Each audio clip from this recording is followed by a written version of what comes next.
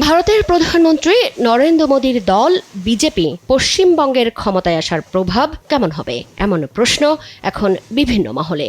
বিশেষ করে ভারতের কয়েকজন নেতার বাংলাদেশ নিয়ে বিভিন্ন মন্তব্য, বাংলাদেশি তকমা দিয়ে নিজ দেশের নাগরিকদের বাংলাদেশে ঠেলে পাঠানো সহ নানা বিষয় নতুন করে আলোচনায়। এ নিয়ে দেশ টিভির সঙ্গে কথা বলেন ভারতের আন্তর্জাতিক সম্পর্ক বিশ্লেষক শ্রীরাধা দত্ত। বলেন, বিধানসভা নির্বাচনের আগে বাংলাদেশ নিয়ে ভারতীয় নেতাদের হুমকি ধামকি কেবলই জনমত গঠনের কৌশল।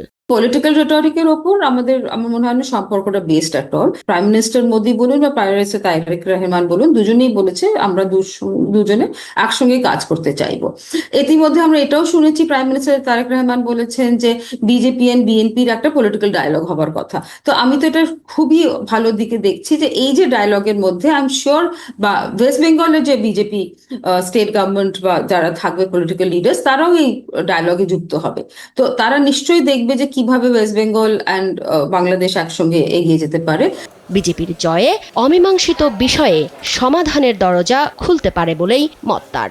পশ্চিম নিয়ে তো আমি যেটা বললাম যে যেই সাবজেক্টটা নিয়ে আমরা একদম ডিনায়ালে ছিলাম, বাংলাদেশের ডিনায়াল আর ইন্ডিয়া একটা পয়েন্ট অফ ভিউ, সেটা আমার মনে হয় দুই পারস্পরিক দেশের একটা জায়গা আছে এটা ডিসকাশনের। আবার বর্ডারের যে ম্যানেজমেন্টের কথা হচ্ছে, যে কাঁটাতার বা যেভাবে, সেরকম রেগুলেটেড বর্ডারটা কিন্তু দুদিকের জন্যই দরকার। প্রপার ডিমার্কেশন যদি করা যায়, সেটা যেইভাবেই হোক, যাতে মানুষের যাওয়া আসাটা কন্ট্রোল থাকে, লেজিটিমেটলি করা হয়, লিগালি করা হয়। বিজেপি সরকারের আন্ডারে আমরা আশা করতে পারি দ্যাট হয়তো 30 বছর বা 25 বছরের এগ্রিমেন্ট করবো না, কিন্তু তিস্তা নিয়ে হয়তো একটা আলোচনা একটা ভালো দিকে এগোবে। তিনি মনে করেন, পশ্চিমবঙ্গের সঙ্গে বাংলাদেশের ব্যবসা বাণিজ্য সহ নানা স্বার্থ জড়িত। তাই মুখ্যমন্ত্রী যেই হোক, কেউই চাইবে না স্বার্থ ক্ষতিগ্রস্ত হোক। ব্যবসা বাণিজ্যটা বেশি কিন্তু বেঙ্গলের সাথে বাংলাদেশের হয়, প্লাস বেনাপোল পেট্রাপোল দিয়ে যে যাওয়া আসা কার্গো যেটা মুভ করে। তো আমার ধারণা যে সেই জায়গাগুলো দেখতে গেলে আরো ভালোর দিকেই এগোবে। খালি চিফ মিনিস্টার কেন, আরো বাকি যারা অন্য মিনিস্ট্রিয়াল ক্যাবিনেট গুলোতে আসবে। ওয়েস্ট বেঙ্গলের সাথে যাওয়া আসা বলুন, রোজকার দৈনন্দিন যোগাযোগটা অন্যরকম, সেটা প্রত্যেকটা লিডার বোঝেন। আর সেই হিসাবেই মানে যেই গভর্নমেন্টই আসুক, এখন আমরা জানি বিজেপি গভর্নমেন্ট আসবেন, তারা নিশ্চয়ই সেটা মানে ভেবে চিন্তে জিনিসটা করবে। আর সেন্টার তো বারবার বলছে যে আমরা বাংলাদেশের সঙ্গে কাজ করতে চাই।